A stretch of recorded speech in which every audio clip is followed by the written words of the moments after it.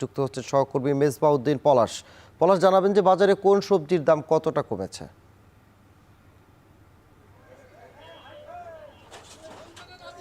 দেখছেন আমার পেছনের যে মানুষের উপস্থিতি, আজকে সাপ্তাহিক ছুটির দিন, আজকে শুক্রবার।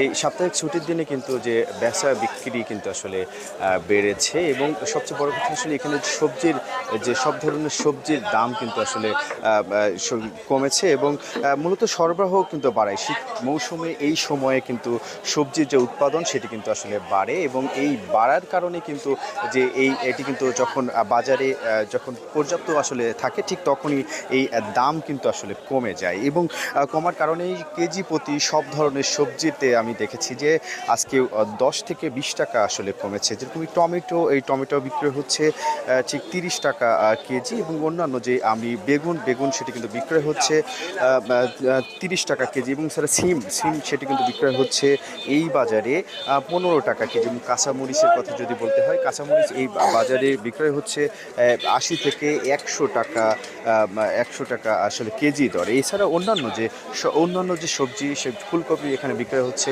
সেখানে 30 টাকা। পেঁয়াজের দাম যেটি বিষয়, এখানে নতুন যে পেঁয়াজটি সেটি কিন্তু বিক্রয় হচ্ছে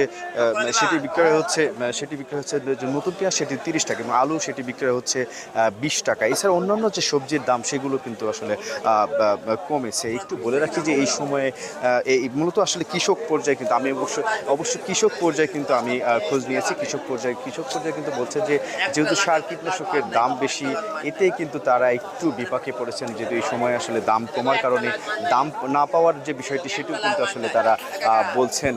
এরকমটি আসলে অভিযোগ রয়েছে। তবে এই ছিল আমার কাছে কুষ্টিয়া থেকে। কুষ্টিয়া থেকে যুক্ত ছিলেন সহকর্মী মেজবাউদ্দিন পলাশ। জিআই পণ্যের স্বীকৃতি সনদ পেল নেত্রকোনার ঐতিহ্যবাহী বালিশ মিষ্টি।